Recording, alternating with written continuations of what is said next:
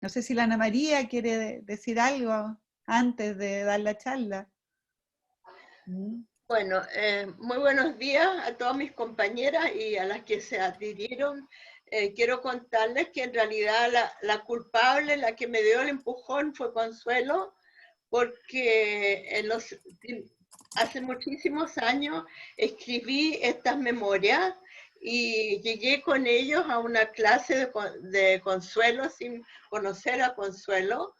Y ella me dijo, no, tienes que publicarlo, tienes que publicarlo. Y ahí fue en realidad el primer empuje. Y luego, como dice Consuelo, ya me di el ánimo de poder publicar el libro y también de ofrecerme al museo, lo que hemos tenido bastante éxito, sobre todo en los colegios. Ahora, ¿alguna de ustedes tienen el libro? Creo yo. Y les voy a, por las que no me conocen, a lo mejor conviene que les lea mi biografía o van a seguir con el video. Yo creo que lean la biografía, señora Ana María. Yo ya les dejé a todos el link para que después vean el documental completo. Fue una probadita nada más. Voy a leerles mi biografía y luego estaré feliz, dispuesta si tienen alguna inquietud o pregunta, de contestar. Esta historia, como se podrán imaginar, no es sacada de un libro de historia, sino que es el relato del camino que me tocó recorrer en mi niñez, una historia muy amarga, que no solamente me tocó a mí, sino que a muchos judíos y gitanos y otros durante el tiempo de la Segunda Guerra Mundial. Me llamo Ana María Barenberg. En el video tenía 88, ahora ya tengo 90. Y cuando en Europa irrumpía la noche los cristales rotos, yo tenía 8 años. Fue el 9 de noviembre de 1938. Vivía con mis padres en Berlín, era hija única, estaba todo cómodo y muy bien alojado. Desde esa fecha, 9 de noviembre, ya a los judíos no se les permitía tener personal. Entonces yo abrí el timbre cuando sonó, y cuál fue mi sorpresa cuando abrí la puerta. Vi unos bototos negros y lo que escuché fueron voces de mando. Como una niña quedé muy asustada, impactada. La intención de esos hombres era llevarse a mi papá detenido, sin dar razones, obviamente. Ya los judíos no teníamos derecho a preguntas. Mi papá había servido en la Primera Guerra Mundial de 1914, habiendo incluso recibido la Cruz de Mérito. Él entonces trató de conectarse con un señor que había sido comandante de él durante la guerra, porque no comprendíamos por qué se lo iban a llevar detenido.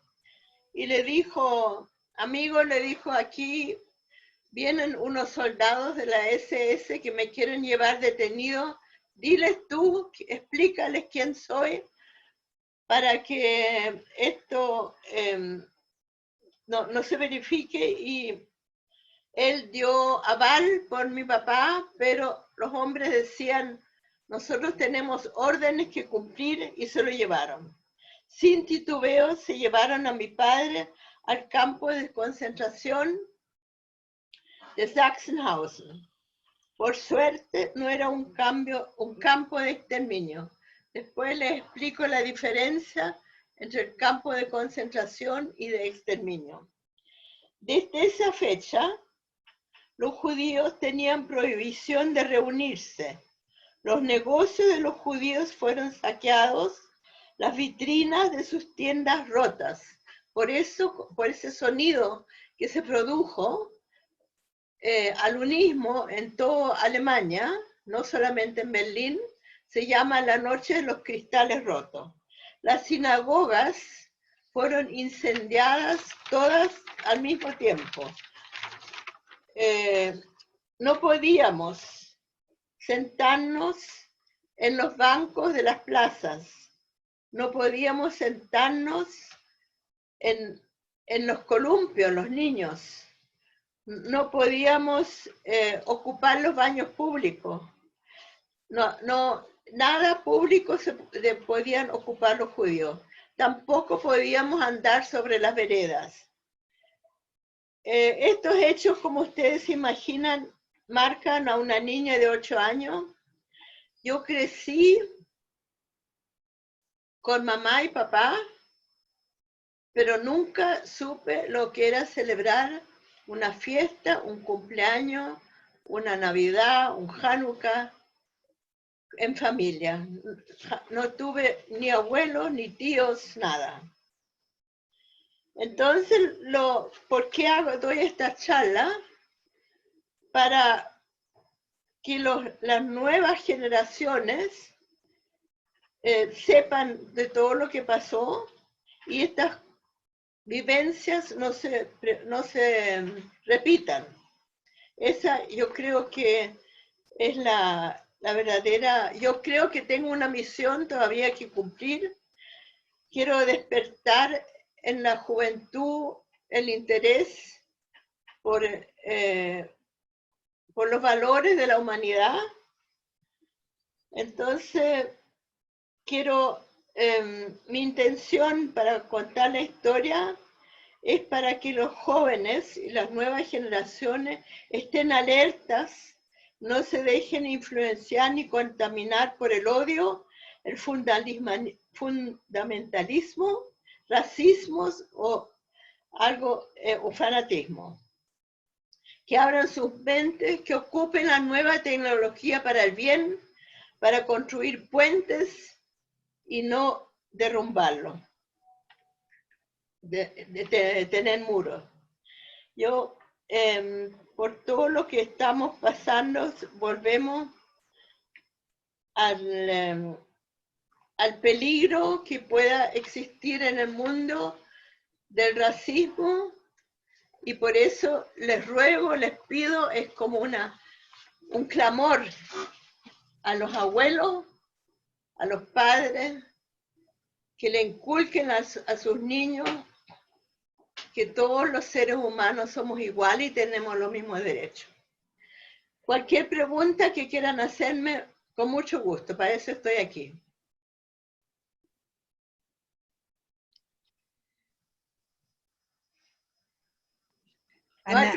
Tienen que habilitar su micrófono. Tatiana, parece que quieres hablar. Hay que abrir el micrófono y si quieren les vamos dando orden a partir de que vayan abriendo su micrófono. ¿Me lo puedes abrir tú, Sofía? Ya, Rodrigo parece que quiere hacer una pregunta y desbloqueó su micrófono, así que adelante, Rodrigo. Yo después.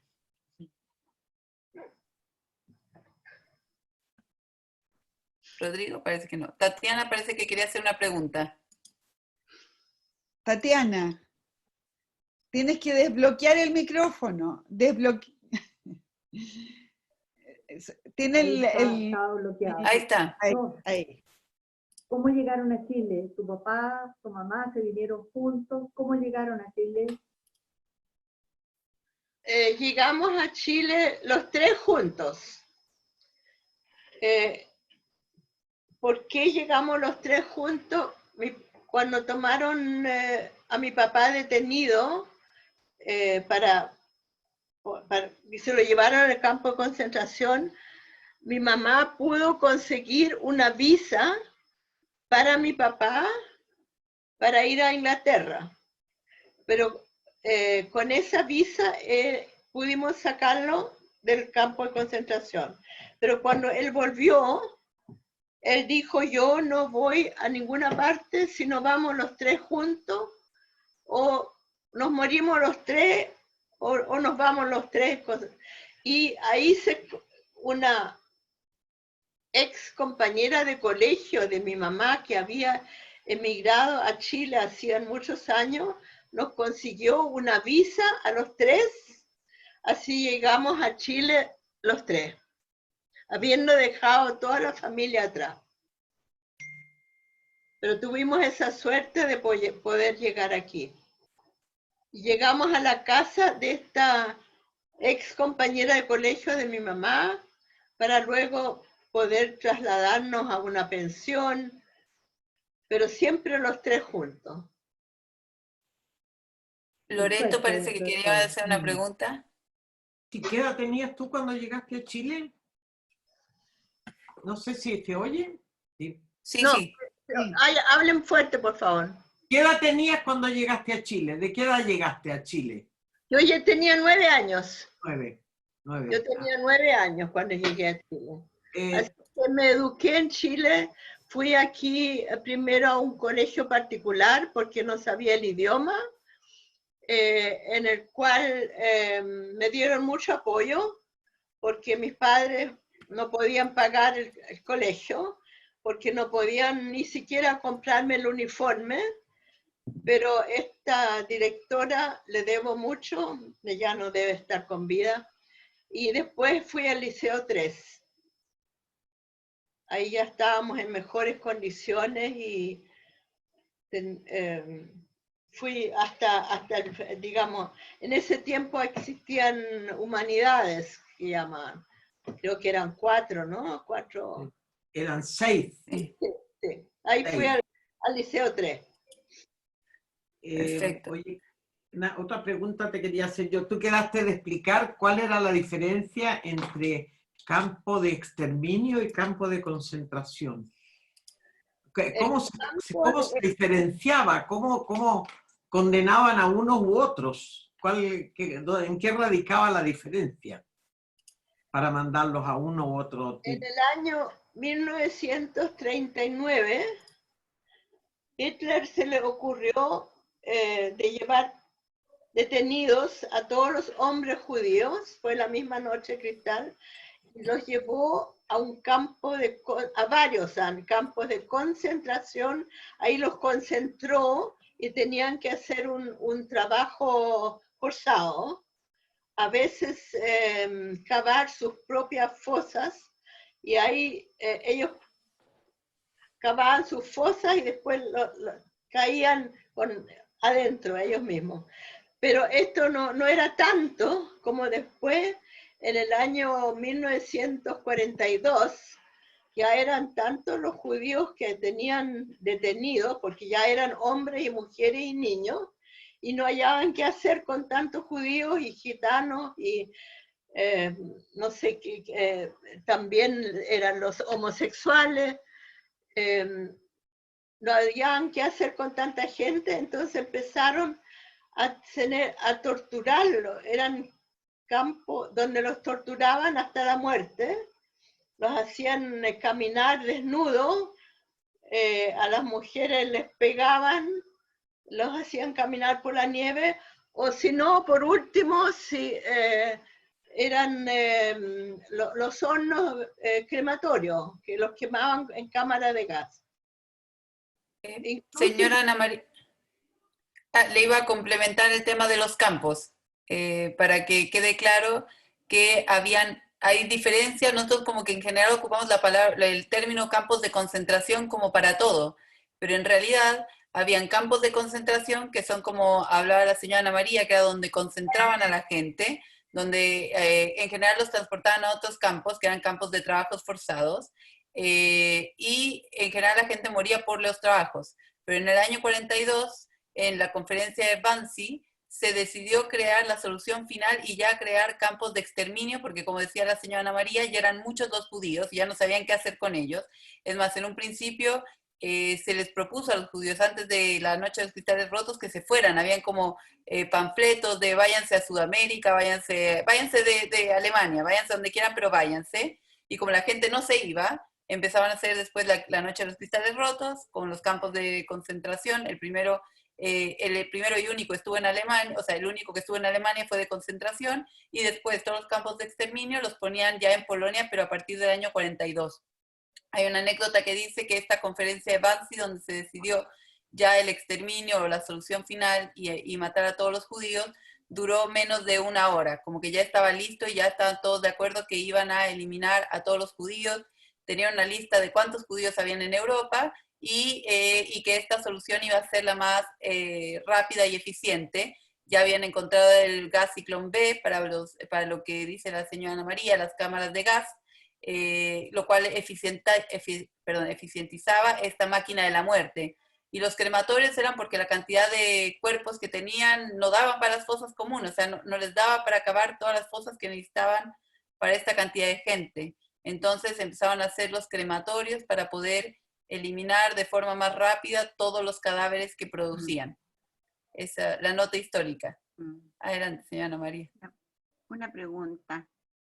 No me puede caber en la cabeza, no puedo entender cómo es posible llegar a esto. O sea, pero siempre se empieza por una semilla. ¿Cómo podemos evitar que esa semilla crezca y fructifique ese odio sin medida? Porque en algún minuto partió. ¿Por qué partió? ¿Cuál es la razón? No logro en mi cabeza entender cómo puede haber un odio tan grande entre seres humanos. En algún minuto partió. ¿Por qué? ¿Qué pasó? Bueno, en ese momento yo creo que puede partir, desgraciadamente, en cualquier país, en cualquier momento, así como tuvimos aquí el estallido social, como tuvimos el estallido social. Entonces, en ese momento había mucha cesantía en Alemania. El país estaba muy mal. Y ellos, algún culpable, y nos tocó a nosotros, a los judíos, gitanos, como te digo, también y homosexuales, pero de judíos fueron muchísimos más. Por eso se nota más. Pero es cuestión de un racismo. ¿Puedo complementarle un poquito, señora María? ¿Me da permiso? Miren, la verdad es que lo que dice, no vi su nombre, de quien hizo la pregunta, pero la verdad es que sí, es una pregunta que uno siempre se hace. ¿Cómo se puede llegar a esto? Pensando que además Alemania era una civilización avanzada, culta. Nos estamos hablando de un país que era de los, digamos, que marcaban tendencia en el tema de, como les digo, de la cultura, de las artes, de la tecnología. Bueno, la verdad es que sí, como dice la señora Ana María, Alemania venía de capa caída después de la Primera Guerra Mundial, había una crisis interna, había hambre, había cesantía, y claro, eso no justifica a lo que llegaron, pero sí dio paso para que se empezara a alimentar. Esto fue un proceso, hay que tomar en consideración que esto no fue de un día para otro, no fue que un día se despertó, un día Hitler dijo, odiemos a los judíos, los gitanos y todos los demás, y todos dijeron, sí, vamos. No, esto no es así, es un proceso que partió alimentando a la población primero de prejuicios y estereotipos. Piensen que habían libros infantiles que uno, por ejemplo, que se llamaba el hongo venenoso, en el cual se comparaba al judío con un hongo venenoso, porque la señora Ana María me puede corroborar esto, pero por ejemplo en Alemania los niños iban a recolectar hongos al campo, y había unos hongos que se parecían mucho los venenosos a los no venenosos. Entonces hacían esta similitud de, tal como tú puedes encontrar hongos que parecen no venenosos, pero son venenosos, los judíos son iguales, parecen personas, pero son venenosos. Tú te deberías de alejar de ellos. Y así poquito a poco se fue alimentando a la población y todo fue también como que se fue calentando el agua. Es como cuando dicen que las ranas, que se les va calentando el agua y cuando se dan cuenta es muy tarde. Bueno, un poco es lo que pasó. O sea, se fueron poniendo prohibiciones y la comunidad local decía, ¿qué tanto peor puede ser que esto? y otra prohibición, ¿qué tanto peor puede ser que esto? Pero la verdad es que podía ser peor. Muchos se dieron cuenta y muchos no se dieron cuenta. O tal vez, como dice la señora María, eran héroes de guerra de la Primera Guerra Mundial. Entonces, ¿cómo su patria iba a ser capaz de darles la espalda de la manera que lo hizo? La comunidad alemana se sentía alemana, o sea, tan alemana como judía. Entonces, no entendían cómo esto podría pasar. Y sí, poquito a poco se fue avanzando de un prejuicio, de un estereotipo a un prejuicio. Después se hizo discriminación, y después de esto ya violencia, y esto nos llevó, digamos, escalándolo a un genocidio. Eso como que sería la explicación rápida, pero pensemos que Hitler llegó en el 33 al poder, y estamos hablando que fueron varios años hasta llegar a la Noche de los Cristales Rotos, que es el evento que nos narra la señora Ana María, donde ya no hubo punto de retorno. O sea, ahí ya era violencia abiertamente. Me preocupa. Estoy viendo eso mismo acá. Bueno, yo paso anuncio que, por ejemplo, preguntó también, María preguntó que ¿cómo hacemos para evitar esto? Y la verdad es que la única manera de evitarlo es la educación, aprender a respetar a los otros como son.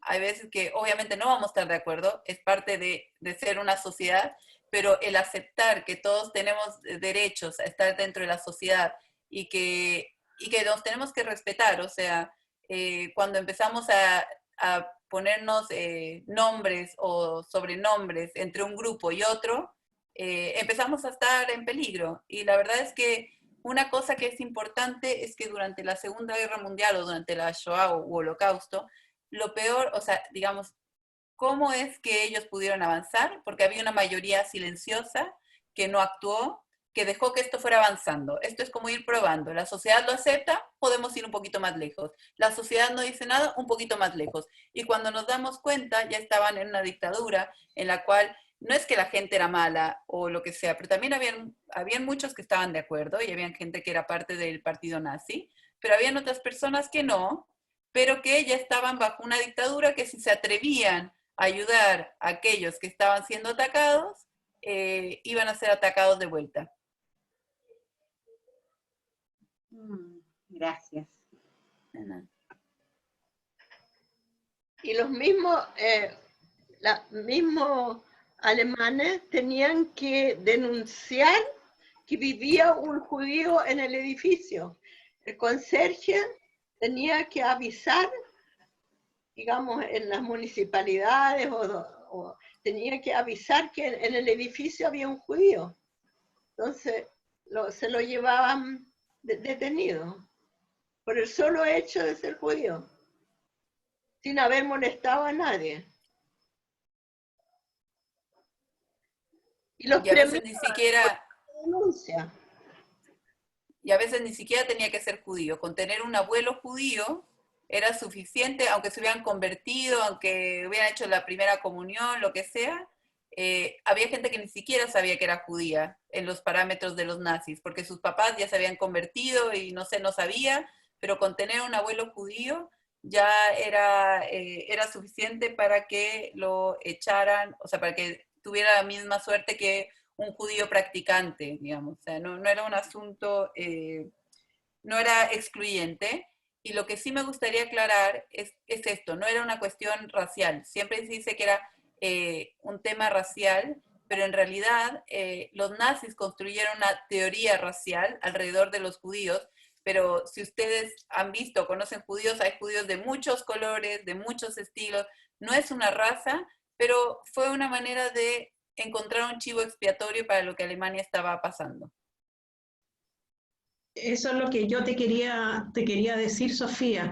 O sea, Hitler fue muy hábil para crear un enemigo, porque él, digamos, era un político muy a carta cabal, digamos, y es mucho más fácil unir a la gente contra un enemigo que unir a la gente a favor de algo. Y eso lo descubrió Hitler muy tempranamente, además que con toda una parafernalia de propaganda, se sabía, digamos, que en las grandes concentraciones él exacerbaba un sentido nacionalista, dicen que ponían toneles a correr como para que se sintiera, ¡wow! O sea, un ambiente así impresionante. Entonces, con todo ese en el fondo, como dices tú, los judíos fueron un chivo expiatorio. Había que tener un enemigo a quien echarle la culpa. Y desgraciadamente también había toda una historia anterior, digamos, de que los judíos anteriormente eran prestamistas y muchos gobiernos anteriormente o muchos reyes les debían plata a los judíos, entonces cuando no querían pagarle o no podían pagarle, entonces ya los atacaban. O sea, todo es parte de una historia larga, digamos, pero finalmente fueron chivos expiatorios, no me cabe la menor duda. Bueno, con lo que tú comentas, María Loreto, la gracia de tomar a los judíos como chivo expiatorio, más allá de cualquier problema que pudiera tener un gobernante personalmente con ellos, era que había un odio medieval que siempre ha estado ahí. Entonces era fácil alimentarlo. Era cuestión de meterle un poquito de benzina y prendía. Entonces, los nazis sabían esto y se tomaron de ahí. Y si uno ve, ocuparon muchos de los prejuicios que habían anteriormente en la Edad Media, los alimentaron y los crecieron. Y entonces ahí tenían el enemigo perfecto. En política sabemos que los políticos tienen este mantra de que si tienes una crisis interna, crea una crisis externa para que no tengas que preocupar, para que la crisis interna nadie se acuerde de ella, y viceversa. Si tienes una crisis externa, provoca un problema interno. Y aquí los judíos tenían esta cualidad de ser internos, pero que era fácil hacerlos como externos. O sea, los judíos en Alemania tenían muchas generaciones viviendo en Alemania. O sea, no era que eran inmigrantes, ni nada por el estilo. Era gente alemana, como dice la señora María, muchos habían luchado por su país. Sin embargo, hacían el enemigo perfecto. Y ellos y todo, porque se construyó toda esta idea de la teoría de esta raza aria perfecta, y todo aquel que no estuviera dentro de esto era ¿cómo se llama? Era víctima del régimen nazi. Podemos ver que hubo el acto de eutanasia, que se llamó acto de eutanasia, en el cual el gobierno nazi decidió matar a las personas que tenían algún tipo de incapacidad física o algún tipo de requerimiento especial físico o psicológico. El gobierno alemán los mató, el gobierno nazi, hay que aclarar que es el gobierno nazi, y los mató y lo llamó acto de eutanasia. Como bien decían, tenía una máquina de propaganda bien buena que sabía cómo limpiar la imagen. O sea, nunca dijeron vamos a matar a todos los discapacitados. Dijeron, estamos haciendo un favor, esto es un acto de eutanasia. Entonces, claro, ellos iban haciendo el camino hacia lo que ellos consideraban que iba a ser un tercer Reich, una cuestión potente, una potencia otra vez. Eso. Consuelo, parece que tú tenías una pregunta para la señora Ana María. Sí, yo tenía una pregunta para Ana María. Me interesaría que contaras, Ana María, cómo tú también agradeces a Chile, cómo te acogieron, porque en tu biografía tú hablas de esos comienzos y yo me acuerdo que me impresionaba mucho, de mucha pobreza. Tú cuentas que el lugar donde vivía había ratones, cuentas que tu papá, habiendo sido un empresario exitoso, empezó con un carro de hot dog, yo vendiendo, y realmente a mí me impresiona porque no veo en ti ningún odio, sino que al revés, agradecimiento y espíritu positivo. Eso nosotros vimos hace poco la charla de la, ¿cómo se llama? Edith Eger, la bailarina de Auschwitz, que también nos impresionó por eso. De ahí me gustaría que hablaras como de eso, de por qué no odio, de Chile también, para que no. Bueno, yo personalmente, a estas alturas de mi vida, creo que he aprendido que con amor uno puede superar muchas cosas. nosotros los tres éramos siempre muy afiatados. Imagínate, yo, hija única, y no había nadie más alrededor, ni hermanos de mis padres, nada. Entonces me criaron con muchísimo cariño entre los tres, nos queríamos mucho. Y mis padres empezaron a trabajar aquí en cualquier cosa. Mi papá empezó barriendo una oficina, después tenía géneros por mayor y también tenía, como tú dices, se asoció con otro emigrante y mandaron construir unos carritos como los carros maniceros, más o menos, pero ahí eso estaba montado en un triciclo y tenían hot dog, los panes, el tomatito picado, la mayonesa, todo, y se paraban con esos carritos delante de los colegios a la salida y tenían mucho éxito, se vendían muchísimo hot dog hasta que Sanidad ya no lo permitió, pero fue muy, muy buen negocio y hicieron buena plata. Claro que cuando llegamos a Chile no teníamos plata para nada, para ninguna cosa.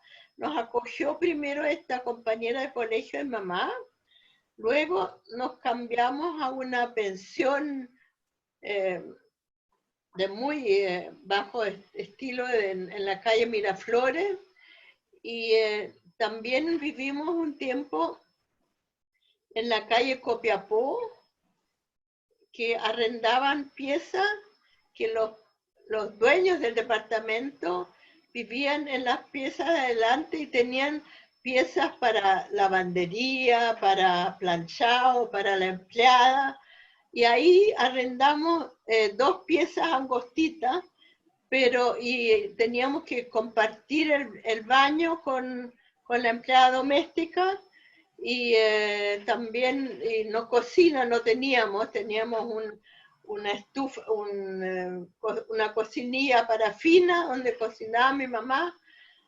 Bueno, se empieza de a poco, pero la libertad es lo más importante. Si nadie te persigue, nadie te castiga, pueden tocar el timbre y no se llevan a tu papá detenido, es mucho para un niño que yo vivía asustada en Alemania. Y esa libertad que se me brindó acá era grandioso. Me acuerdo que me junté con una amiguita en la Plaza de Armas, una niña que había emigrado con sus padres años antes a Chile, y nos juntamos en la Plaza de Armas y caminamos hasta el Parque Forestal. Yo me podía sentar en los columpios y toda la gente era amable conmigo y me ofrecían cuchuflí. Era una fiesta. Ahora los niños crecen con tanta comodidad y tantas mañas y exigencia, y yo cada paso que subíamos un peldaño, yo estaba feliz, y poder formar una familia aquí en Chile, para mí ha sido una felicidad muy grande. Imagínate, yo la única de mi familia, por parte de padre y madre, que tuvo esa felicidad o esa alegría, esa satisfacción de poder formar una familia. Ahora somos 25 y ¿cómo no voy a estar agradecida de este país?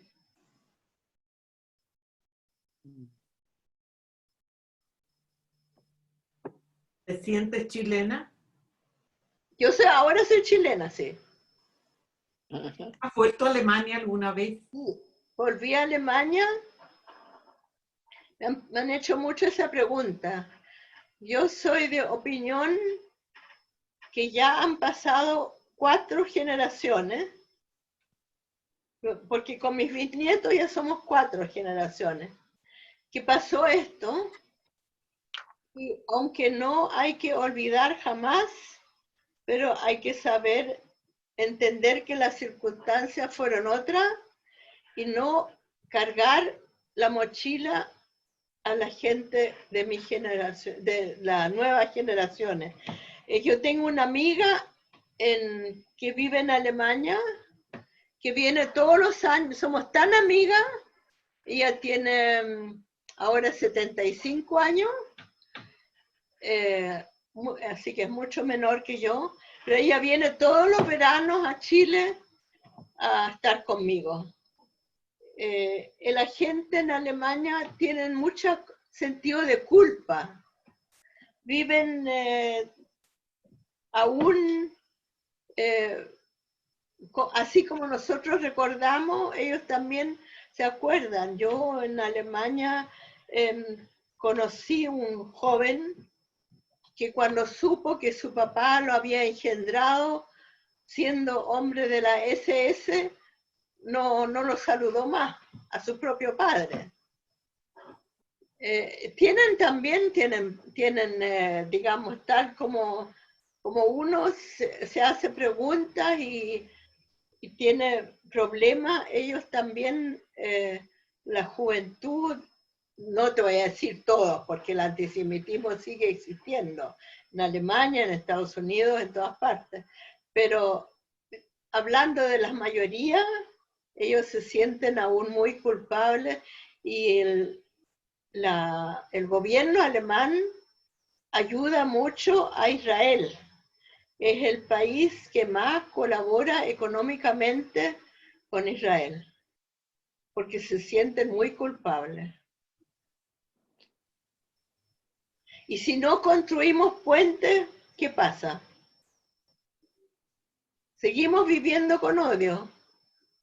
Pero hoy día el odio está creciendo terriblemente. Yo que soy una persona mayor como tú, tengo mucho temor de lo que se está viviendo.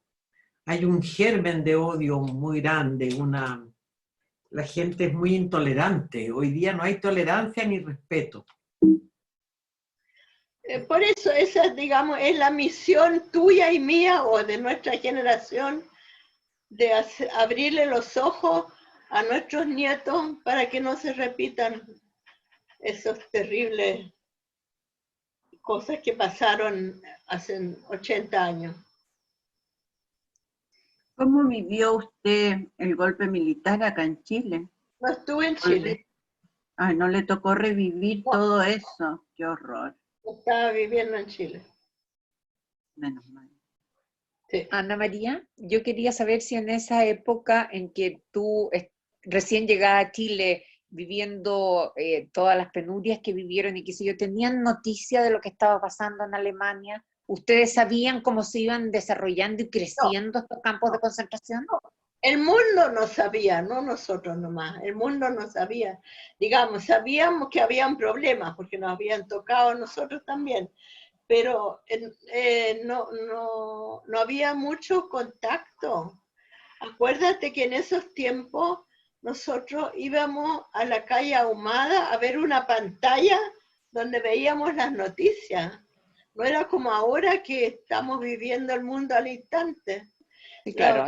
Una carta se demoraba 3 semanas de ida y la contestación llegaba en 3 semanas más. Entonces las noticias no es como el mundo que estamos viviendo nosotros. Nosotros vinimos a saber realmente de nuestros parientes. Cuando terminó la guerra, la Cruz Roja Internacional se organizó para ubicar a toda la gente donde habían ido a parar y los que estaban vivos, los que estaban muertos, los que habían podido salir. Nosotros vinimos a saber como el año 45. O sea, 5 años después vinieron recién a saber todo lo que había sucedido con tu familia, con tus parientes, con toda la gente. Nada. pero como los alemanes tenían muchos registros, entonces estaba todo registrado, de los que, no, es terrible hablarlo, pero increíble, impensable, que ellos tenían, le sacaban el pelo incluso en los campos de exterminio para hacer colchones, y con los huesos hacían jabón. Es tan criminal, tan... ahora que en el siglo XX que haya podido suceder eso, es terrible. Ana María, tú llegaste a un país que, por los recuerdos que tengo y por mis padres, que no tengo sangre alemana por ninguna parte, pero era bastante germanófilo Chile. Había mucha simpatía por Alemania. Sí, sí, sí. Mucha. Mi padre pertenecía a las milicias republicanas que eran absolutamente germanófilas. Muy, muy. Y solamente varió su postura, nunca muy convencido, pero la varió, lo vi variar, cuando empezó a llegar una propaganda que ninguno de ustedes debe ni saber, porque son mucho más jóvenes la mayoría. A mi padre le empezó a llegar una propaganda que repartía Estados Unidos, en la cual mostraban así como dibujos animados, monos animados, soldados alemanes golpeando a monjas y curas. No fue tanto tomarlos por el lado de los judíos, sino que trataron de convencer a todo este lado occidental a través de la cosa religiosa, porque Chile es un país que era muy religioso. Y ahí yo vi el cambio, en mi casa se notó de mi padre su cambio de su simpatía por los alemanes ante la posible persecución contra las monjas y curas. Ahí hubo un cambio. De hecho, a mí me habían puesto en monjas alemanas. Yo me eduqué en monjas alemanas. Sí. No, es que es incomprensible para un alemán del año 38, digamos, entender eso. Ellos seguían pensando en su Alemania libre. Y era un país muy culto, y es increíble que haya podido pasar esto. Los alemanes aquí, pero estaban mal informados, porque cuando nosotros llegamos a Chile, en el año 39, los alemanes chilenos, digamos, del Club Manquehue, deberían habernos recibido a nosotros porque éramos alemanes. Pero no, ellos ya tenían inculcado el otro sistema, y ni siquiera nosotros nos dejaron ser socios en el club alemán. Ahora la cosa ha cambiado. Pero en ese tiempo no, los alemanes chilenos eran más alemanes que chilenos. Bueno, había una fuerte colonia alemana en Valdivia, en el sur, grande. Sí. Y se demoró mucho en cambiar eso. Qué lamentable, pero el mundo ha aprendido poco. Sí. Eso bien.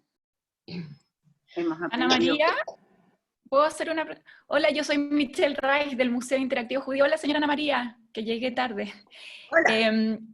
No, si ya lo dijo, dígamelo, pero es interesante quizás para los demás conocer la reacción que tienen los estudiantes cuando usted va a los colegios a contar su historia. ¿Cómo ellos la reciben? Ellos me reciben siempre muy bien, son muy cariñosos, están muy ávidos a saber, y me dan mucho cariño, me da mucha satisfacción ir a los colegios, porque ellos inmediatamente me acogen, y eso me hace mucho bien. ¿Se podría decir que es terapéutico para usted? Sí, en realidad. Me abrazan, me besan, sí, casi, no sé, me creen casi una santa y no así. Fue una persona común y corriente que solo trata de difundir amor a pesar de todo, porque creo que se puede. Porque con amargura no podemos construir este mundo y mucho menos tener niños felices. Miren, voy a poner en el chat de este Zoom el link al documental, porque me recordó cuando usted dijo sobre el amor, que hay un documental de 20 minutos con la historia de la señora Ana María, donde ella termina diciendo justamente eso, dice, porque la vida es amor y no odio. Creo que ese es el mensaje de toda su vida. Sí. Aquí se los voy a poner para que lo vean después. Gracias. Bueno, aquí yo lo tengo acá, no se alcanza a ver. Lo sí, puse sí se ve. El cuadro. Sí se ve. Yo creo que, bueno, la mayoría no tiene tanta edad como yo, pero a la edad de 60 para arriba, nosotros nos damos cuenta de los verdaderos valores de la vida y lo que tenemos que dejar nosotros en nuestros hijos, en nuestros nietos, en nuestra familia, es amor. Cualquiera, digamos, religión que tengan, eso, yo creo que somos todos capaces de dar amor. Eso es lo que importa. Es que la religión debería ser amor. Sí. Religión, amor, porque es una contradicción. De todas las religiones y los caminos, vamos todos por el mismo camino a Dios. Exacto. Es uno solo. Son distintos caminos, pero un solo fin. Sí, pero muchos tropiezan en el camino. Bueno. Yo creo que junto con el amor es súper importante inculcarle a los niños que no tengan miedo. Yo encuentro que el miedo paraliza, el miedo hace hacer cosas irracionales. Sí. O sea, cuando veo que un soldado es capaz de agredir a una mujer o cosas así, estoy leyendo el libro de la bailarina de Auschwitz, y pienso, este hombre de puro miedo a que no lo mataran a él, hace esas cosas horribles. Sí. Entonces, a los niños, junto con el amor, yo creo que hay que inculcarles el que no tengan miedo, el que aprendan a ser fuertes y a sobreponerse, y a seguir lo que ellos creen que es la verdad. Porque el miedo trae muy malas consecuencias. Paraliza, sí, por supuesto. Muy malas consecuencias. Sí. Ay, Dios. Es una tarea. La Consuelo parece que quería decir algo, ¿no? Sí, a ver, yo les recomiendo que se lean completo el libro de Ana María. Hay partes que a mí, como se dice, me dejaron marcando ocupado. La carta que te dirigió tu abuela desde el vagón. Si hay tiempo, ¿la puedo leer? ¿Hay tiempo? Sí, es una carta más o menos breve, desde el vagón que iba al campo de concentración. ¿Ellos los mandaron a Auschwitz o a dónde? No. Esa carta, yo estaba en Chile en el año 1940. No sé, preguntémosle a Sofía, ¿tienen tiempo todavía? A Michelle. A Michelle, que estás con el Yo creo que sí, la carta es cortita y con eso podríamos hacer un cierre. Ya. Porque de verdad que llegó a Chile para mí, de parte de mi abuela, en el año 1942. ¿No se escucha? Sí, Sí, sí. Llegó en el año 1942 a Chile. Es la carta de despedida de mi abuela que vivía en Berlín aún en ese tiempo y sabía que al día siguiente la iban a llevar al campo de concentración, pensó ella. Mi querida y dulce niña, con gusto cumplo tu deseo de escribir unos versos para ti, porque no sé si alguna vez en la vida volveré a verte o poder escribirte, a pesar que no hay nada más que anhele en este momento. Solo un corto momento pediría tenerte cerca. He envejecido mucho, he pasado por tanto que físicamente no me reconocerías. Estoy desfigurada, enflaquecí enormemente. ¿Cómo me veré si alguna vez vuelva de donde me lleva el destino? Dicen que nos erradican de nuestra patria. Nadie sabe para dónde nos llevan. Estaremos en un asilo donde estaré con 10 o 20 personas desconocidas, durmiendo juntos y otras cosas desconocidas y desagradables. Pero yo rezo a Dios para que Él me deje sobrevivir todas esas tragedias. Junta tú tus manitas y pide por tu Omi. Piensa qué amargura si no los puedo ver nunca más. Escribir no me dejarán hasta que termine esta espantosa guerra. En el reencuentro en el que apenas puedo creer, tendré mucho que contar. Ay, ojalá fuera luego. Hasta entonces sigue siendo mi nietecita amorosa y tierna. Y no olvides a tu vieja Oma, la cual te adora infinitamente. Eso fue lo último que supe de mi abuela hasta que se la llevaron en un camión de transporte a Theresienstadt, donde no sé si alcanzó a llegar. Qué fuerte.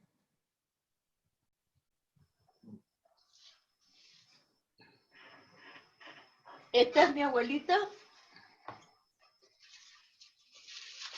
y esta es la carta.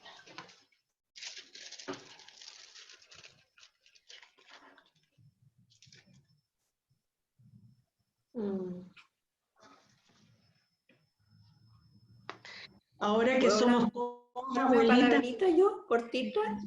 no, yo solamente quería decir que me emocionó mucho la carta y ahora que somos todas abuelitas nos imaginamos, o sea, es como más impresionante esa carta, Ana María.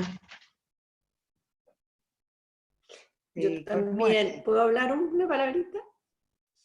Sí. ¿Se oye o no? Sí, se oye. Ana María, ¿se escucha? Sí, te escucho. No sé si estoy con...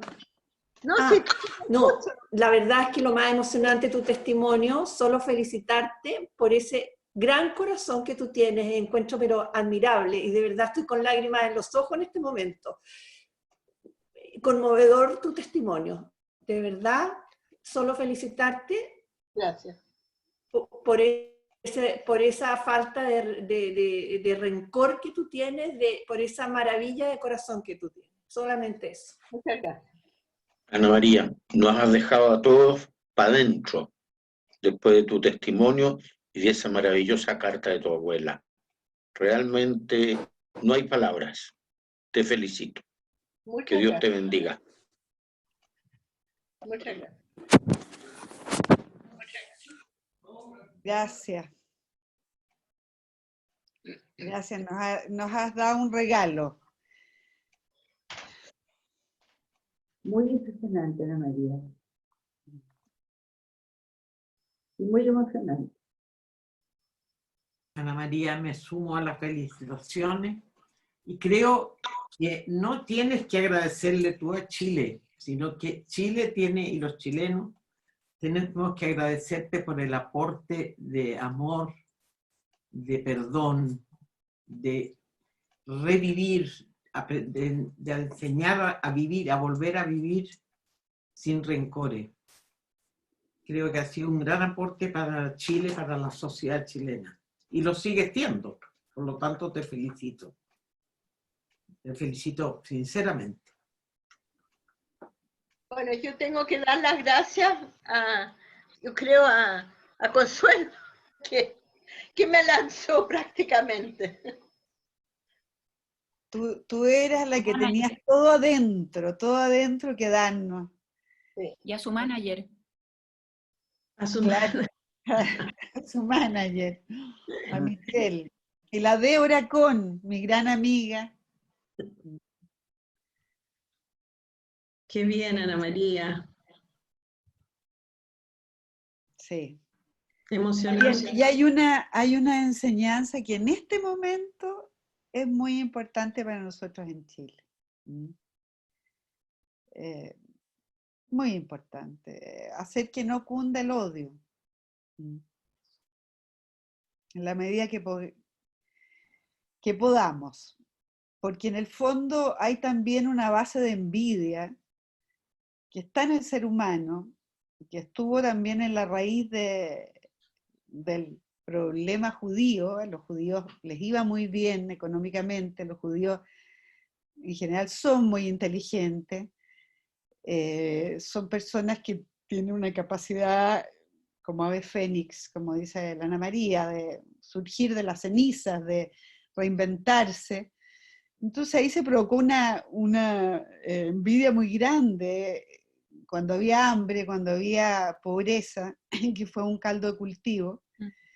Y en Chile también estamos viviendo tiempos muy confusos, donde están pasando cosas donde debiéramos reflexionar y ver qué actitud podemos tomar para hacer que ese odio no se vaya profundizando. Consuelo, Sí. ¿Puedo tomar un segundo la palabra? Que quiero hacer como un alcance, que está muy difundido las cosas que tú has dicho, las ideas que tú has dicho, que los judíos les iba muy bien y que son muy inteligentes, y quiero rebatirlo, porque los datos que tenemos nosotros es que si bien en esa época en Alemania y Polonia habían judíos con mucho poder, había una gran mayoría que no le iba bien. Es como aquí que uno diga, Farca es judío, pero créeme que no todos somos Farca. Había de todo, y parte del mito que se creó y de la propaganda era decir que los judíos tenían mucho poder y que tenían controlados los bancos y los medios de comunicación. Era parte de la propaganda. Lo que pasa es que fue tan fuerte que incluso quedó como una verdad histórica, pero que no es una verdad histórica. Y sobre los judíos que son inteligentes, también yo lo quiero rebatir, porque créanme que yo conozco muchos judíos y no son inteligentes. No, hay de todo. Como que decir que los judíos son inteligentes, como decir que hay algo en el ADN de los judíos que es distinto a los demás. Y eso no es así. Sí tenemos nuestra cultura tiene una valoración muy grande por el estudio. Entonces quizás por ahí va la cosa, o sea, no sé, hace 3000 años que todos los judíos saben leer y escribir, y eso no es algo normal, pero no es porque hayamos tenido un ADN de inteligencia, sino que porque valorábamos el estudio. Entonces eso nomás quería decir. Bueno, gracias, Michelle. Lo que sí, yo me refería también al tema de la envidia. El tema de la envidia que en Chile en este momento está también vigente. Claro. Acá en Chile quizás no es la inteligencia, pero si tú tienes dinero es porque se lo robaste a alguien, o porque supiste ser macuco, pero no porque trabajaste mucho, no porque fuiste inteligente, no porque las cosas se dieron, no porque, etcétera, sino que porque eres una mala persona. También eso se está todo el día metiendo poco a poco. A mí me impresiona cómo me doy cuenta que en ese momento se está reproduciendo ahora acá en Chile un poco eso de crear imágenes, crear odiosidades, y cómo la mayoría caen o caemos en asumirlas como verdaderas. Aquí tenemos un Cuidado. Como dice Ruby, son diferencias culturales. En Chile al que le va bien hay que chaquetearlo, hay que echarlo para abajo. Pero por ejemplo en Estados Unidos, que es una cultura distinta en eso, es al revés. O sea, el gallo que se ha hecho a sí mismo es súper valioso. Es valioso dentro de la cultura, en el fondo, la meritocracia. Que cada uno se desarrolle con su propia voluntad y esfuerzo es un mérito muy grande. En Chile no tenemos esa cultura y en ese punto yo creo que deberíamos cambiar. La meritocracia debería pasar a ser más importante. Ay, Ana María. ¿Veroca está hablando? ¿Veroca? No sé. Michelle, Veroca está hablando algo. Tiene que desmutearse, sacarse el micrófono a ella.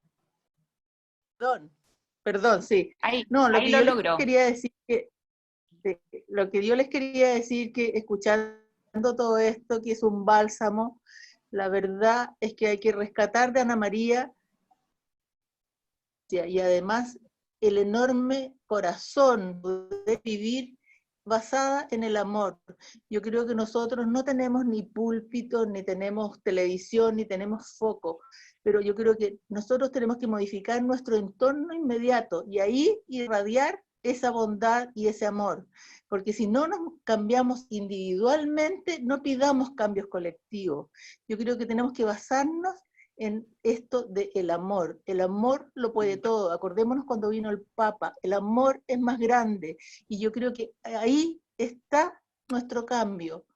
Hacer amoroso nuestro entorno y ser más agradecidos, porque todo lo que tenemos es un regalo. Por lo tanto, en este encierro en que hemos estado, no sé, casi 5 meses, hemos podido volver hacia nuestro interior y descubrir que ahí está la fuente de la bondad. Por lo tanto, quedémonos ahí, mirémonos para adentro y de ahí echemos para afuera esto que nace, que es amor, que es bondad y que es solo misericordia. Por lo tanto, Él, por lo menos yo que soy católica y que creo en Él es el que nos pautea el amor y nos hace ser buenas personas, pero está en cada uno. Por lo tanto, no nos llenemos de esta información y de estos ruidos del mundo que nos perturban, porque son mentiras. Lo único que tenemos, saquémoslo de adentro. Vámonos para adentro y ahí vamos a encontrar la fuente de la bondad y del amor. Solo les quiero decir eso. Y les deseo lo mejor. Y gracias, Ana María, por tu testimonio. Voy a hablar un par de palabras. Yo me costó entrar, así que me perdí la mayoría. Perdón, me lo siento mucho, me lo perdí. Estoy al final nomás, pero siento que nosotros no estamos preparados para defendernos contra las ideologías. Hay ideologías muy poderosas y de muchos años, y están socavando al país, desgraciadamente. Entonces, yo soy católica, igual como tú, que tú hablaste recién y todo. Trato de ser yo mejor, pero no solo basta eso. Hay que ser un poco inteligente y saber defender y saber decirle a la gente que no sabe que no crean todo lo que le dicen, porque están haciendo una división del país en este momento. Fuera que tenemos esta enfermedad tremenda, tenemos al país dividido con una ideología, y ustedes saben cuál es. Esa tiene más de 50 años, tiene 100 años, y esa nunca se va a declarar por vencida. Ella entra a los países y no quiere soltarlo. Y Chile tuvo la gran sabiduría, no sé cómo, de poderse librar. Pero ellos no se han olvidado de esto. Chile es un país muy importante para ellos, no sé por qué, pero es muy importante. ¿Será porque está al final de Sudamérica? Que ahí pueden tejer lazos. Yo me emocioné mucho con las palabras de Ana María y no quiero que Chile caiga en ideologías porque es lo peor que puede pasar. Que la gente entienda, que la gente que trabaja tiene algo y no hay por qué envidiarla. Porque el trabajo es digno, es bueno. Todo eso hay que repetirlo 1000 veces. Uno lo ve, uno lo siente en el aire que hay envidia, como bien decía la Rudy. Hay envidia en el aire y la envidia es muy mala, es pésima consejera. Así que, bueno, perdonen, llegué tarde, pero como van a repetirla, la voy a oír la charla. Gracias, Ana María. Muchas gracias. Gracias. Rodrigo, quería decir algo también. Yo estoy de co-manager, Michelle.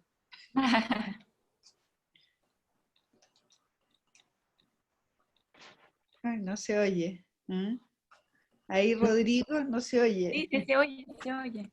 ¿A qué hora cuándo van a repetir la charla? ¿Cuándo se va a repetir? Como está grabada, ¿Ya? yo me imagino que se les mandará, podremos, Sofía nos dijo que podremos escucharla de nuevo para todos los que no alcanzaron a llegar a tiempo. ¿Pero tendríamos que meternos a Zoom o puede ser en otra parte? Se tienen que meter a Zoom. Yo ahí les mandamos un link. Ya. Y también Gracias. en el chat puse el documental de la señora Ana María, que también es interesante de ver. Es muy bonito, sí. Gracias. Muchas gracias. No sé si hay Muchas más gracias a todas, Gracias. especialmente a Ana María. Estoy para adentro. Gracias, gracias. Sí, gracias, Ana María. Ya, pues chiquillas, que estén súper bien y que Dios las bendiga a todas. Gracias. Igualmente a todos.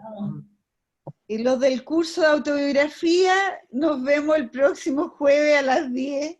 Perfecto. Y no va a haber malentendido. Yo había faltado a clase porque tuve algunos problemas, pero feliz de pertenecer siempre a este curso que me aporta mucho. ¿Para qué digo Consuelo? Todo lo que me aporta. Pero Y muchas así gracias, que muy bienvenida para mí, digamos. Yo les doy la bienvenida en mi casa. Gracias. Gracias, Ana María, y gracias, Consuelo. Gracias. La Ana María nos va a abandonar el segundo semestre, ya está con muchos proyectos, está escribiendo otro libro, ya, pero bueno, ha estado años, así que el próximo año yo creo que la vamos a tener de nuevo. De repente, que la queremos mucho. ¿Ah? La revancha. De repente me enchufo. De repente, sí. Sí. Muchas gracias. Bueno, y gracias también al Museo Interactivo Judío por tener esta posibilidad. ¿Dónde está el museo interactivo? ¿Dónde está el museo físicamente? Está en Lo Barnechea. Okay. Ahora estamos cerrados y estamos haciendo muchas charlas online. Nos pueden seguir en Facebook para recibir, ahí van a ver las charlas